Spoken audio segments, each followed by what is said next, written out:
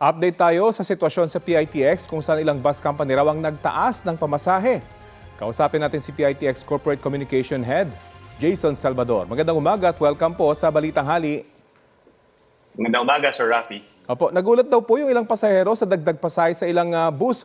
Meron nga ho bang dagdag pasahe at aprobado ba ito ng LTFRB?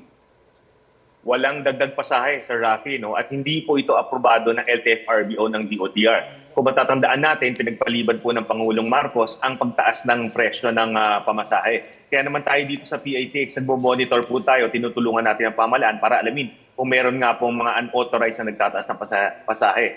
May mga nag-gather na tayong information sa ilang mga operators natin na di umano nagtaas nga ng kanilang mga presyo at agaran naman natin itong sinumbong at sinumite sa LTFRB at DOTR at nangako naman sila ng agarang investigasyon at aksyon. Mga ilang bus companies po ba ito or individual bus ba itong naniningil ng dagdag pasahe? So far sa nag-gather nating information at sa mga nagrereklamo, around 8 buses na ito. No? Pero patuloy pa rin tayo nagmo-monitor at ang habili natin sa ating mga pasahero, mga kapuso, no, maging vigilant sila sa mga presyong ito. Kung meron sila makita nagtaas ng presyo na hindi dapat, isumbong po kaagad sa amin para at least mapagbigay alam kaagad natin sa DOTR at LTFRB. Saan daw po yung taas pasahe? Sa mga binibiling ticket o yung mga binabayaran sa loob na ng bus? Well, sa bilihan ng ticket, kasi nakita natin may mga resibo. So sa mga cashiers nitong mga naturang operators, nililinaw din natin kung ito yung mga taas presyo na dulot ba ng nagro-roro, kasi may iba diyan nagbabayad na sa mga bus na sumasakay ng mga barko, pero nevertheless, unless may pahintulot ito ng DOTR at LTFRB, dapat hindi po nila ito ginagawa. At anong may penalty ho ba sakaling mapatunayan nga na illegal itong kanilang pagsingil ng dagdag pasahe? Well, it depends sa LTFRB. Sila na po ang may jurisdiction dyan kung papatawan po nila ng mga penalties or mga sanctions. Dito po sa atin sa PITX, ang magagawa natin, paalalahanan po sila at i-report sa mga otoridad. Kumusta po yung dami ngayon ng pasahero sa Semana Santa? Kung ikukumpara nyo yung 2025 at ngayon 2026, kung kailan mahal na yung gasolina at diesel? Well, gaya ng inaasahan, Sir Rafi, pataas na pataas yung bilang ng mga pasahero natin. Just to give you context, same time last year, Palm Sunday, nakaabot tayo ng 165,000. Yesterday, this time around, despite the fact na mataas na yung presyo ng gasolina, umaabot na tayo ng 178,000. Bunsod dito siguro, Sir Rafi, yung mga dating motorista natin na nasanay nagdadala ng sarili nilang sasakyan, patungo sa mga tanggapan nila, patungo sa mga probinsya, nagbubus na lang para makatipid kahit papano. Sa bagay, hindi pa nga dapat officially, hindi pa nagtataas ng pasahe sa mga bus. So maraming mananambantala na mag-public transport muna. Anong araw po nyo inaasahan yung peak o pinakamaraming pasahero ngayong Holy Week? Well, historically, Sir Rafi, tumataas talaga yan at its peak on Wednesday dahil yan yung last working day of the week ng ating mga kapuso. Lalahanin natin, hindi naman lahat nakakapag-leave na maaga, lalo na yung mga daily wage earners natin. So pagdating ng Wednesday, pagkatapos ng working day, yan po, pupuntahan na po sila rito. Hapon at gabi, nagpipik na po tayo dyan. And then magpapatuloy po yan ng Thursday, ng maghapon. Biyernes Santo, hindi na po gaano. Sabado, meron na pong konti. Pero sa linggo, ang paghahandaan naman po natin yung pagbabalik ng mga kapuso natin dito sa Metro Manila. May ilang bus companies po kasi na nagsabing magbabaw sila ng biyahe kapag nagpatuloy yung pagmahal ng diesel, binawi pa yung dagdag pasahe. May mga nagbawas ba ng bus units na bumabiyahe dyan sa PITX? Meron na, Sir Rafi.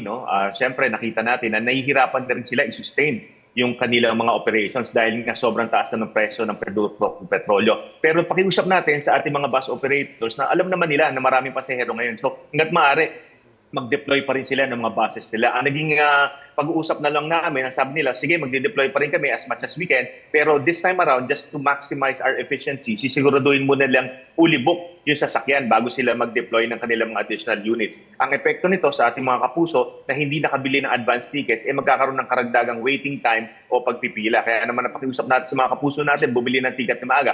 Ngayon, kung hindi kaya at talagang last minute na tayo makakabili, well, asahan po natin na may konting paghihintay kaya magbaon tayo ng konting pasensya. May mga stranded ho ba dyan sa PITX dahil may mga nagbawas ng biyahe ng kanilang mga bus? Wala pa naman po, Sir Rafi, wala pa tayong stranded per se. Pero meron lang mga na-delay kasi nga dahil naiipon sila bago i-deploy, nagkakaroon ng karagdagang waiting time. Pero as far as stranded is concerned, wala naman po tayong na-report na gano'n. Again, saan po maaaring dumulog kung mahina yung reklamo yung mga pasahero? Well, at any time, no, lalo na nandito pa po kayo sa terminal, ay approach na lang po kahit sinong kawani dito ng PITX. Nandito rin po yung mga kapulisan natin, yung mga officers po ng DOTR, LTO, SAIC, LTFRB, pati na po ang Philippine Coast Guard. Pagbigay nyo, alam nyo po kaagad sa amin. Kundi naman sa ating mga social media pages at sa ating mga hotline, upang sa ganun, ma-actionan po natin sila agad. Baka may dagdag po kayong mga pakiusap sa ating mga babiyahe pa lang sa PITX. May mga bawal bang dalhin? Nasa inyo pong pagkakataon? Salamat po, Sir Rafi. No? Bukod doon sa paalala natin na hanggat maaari, bumili po tayo ng ticket na maaga para doon sa mga babiyahe pa. Nako, alalahanin natin para wag po tayo maabala. Wag na natin dalhin yung mga pinagbabawal. Alin po ba yan? Yan po yung mga bagay na matutulis, matatalim, na maaaring gamitin sa data laban sa kapwa pasahero. Wag na po natin dalhin yan. Wag na rin po natin dalhin yung mga highly flammable materials na pwede pong sumiklab, sumabog dahil pagdudulot po yan ng panganib. Alalahanin po natin, safety ay importante para hindi tayo maabala ngayong Holy Week. Mag-ingat po tayo lahat. Yung mga alagang hayop ko, yung mga magdadala ng kanilang mga alagang hayop, meron bang laki or size na pwedeng madala yung ating mga kababayan? Well, pwede naman, Sir Rafi. No? Siyempre, naunawaan natin, ayaw natin ng mga fur parents natin, ayaw iwanan yung kanilang mga alaga. Ang pakiusap lang natin, unang-una, dapat hindi po ito makabala sa kapwa natin pasahero. Ilagay po natin ito sa proper carriage, lagyan po natin ng proper sanitation like diaper and all that. No? So para at least hindi naman ito makabala sa kapwa natin pasahero.